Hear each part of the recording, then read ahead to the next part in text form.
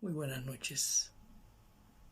Es un gozo y una alegría poder tener este tiempo para compartir con ustedes la palabra que el Señor nos da esta noche para este devocional, para este pan de vida.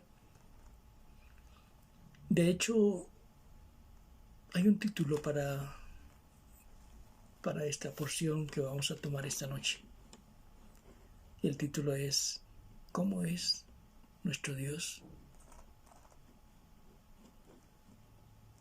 Algunos de nosotros en alguna ocasión de pronto nos hemos hecho esa pregunta. ¿Y cómo es nuestro Dios? Si miramos la primera epístola del apóstol Juan, en el capítulo 4, verso 12, en su primera parte dice, nadie ha visto jamás a Dios. Entonces, la primera parte del texto que hemos leído nos dice que nadie ha visto jamás a Dios, y si esto es así, ¿cómo podemos conocer cómo es nuestro Dios? El mismo Juan lo dice en uno de sus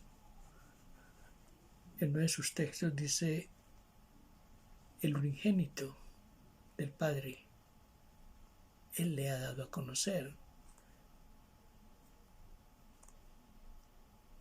En la carta a los Colosenses, verso 15 del capítulo 1, dice, Él es la imagen visible del Dios invisible.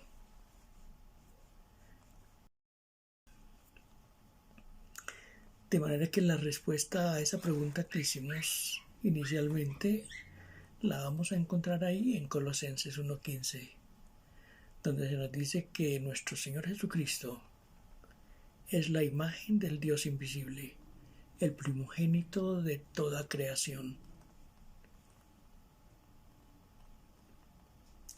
Eso quiere decir que para poder saber cómo es nuestro Dios, tenemos que poner nuestra mirada en Jesús.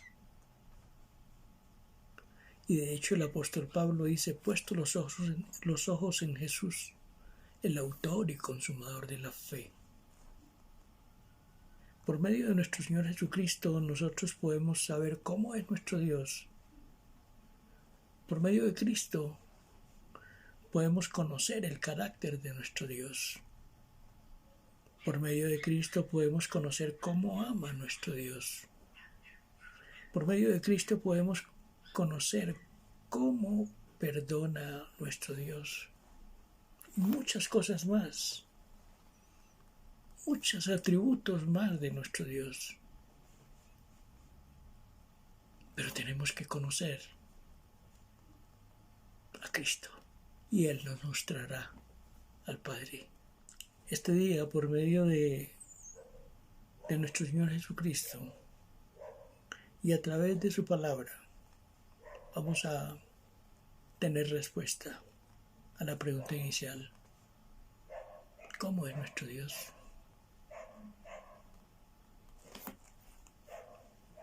Podemos decir que nuestro Dios es un Dios que tiene compasión y misericordia de nosotros.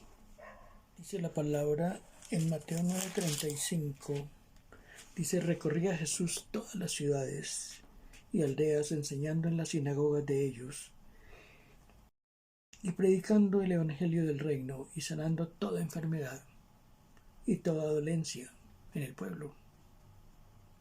Y al ver las multitudes tuvo compasión de ellas, porque estaban desamparadas y dispersas como ovejas que no tienen pastor. Dispersos y desamparados. Así estábamos nosotros.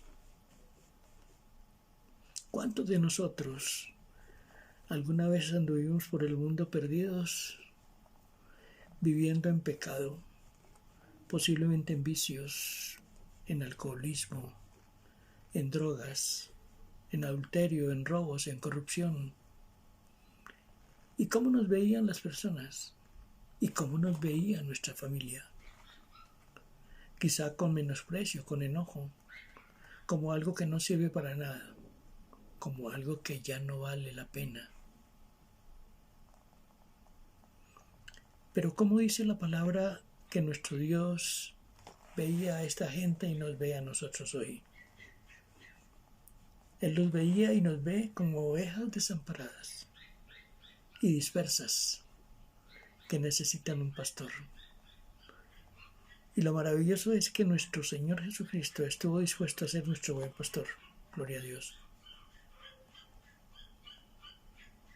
El Salmo 23 dice: Jehová es mi pastor, nada me faltará.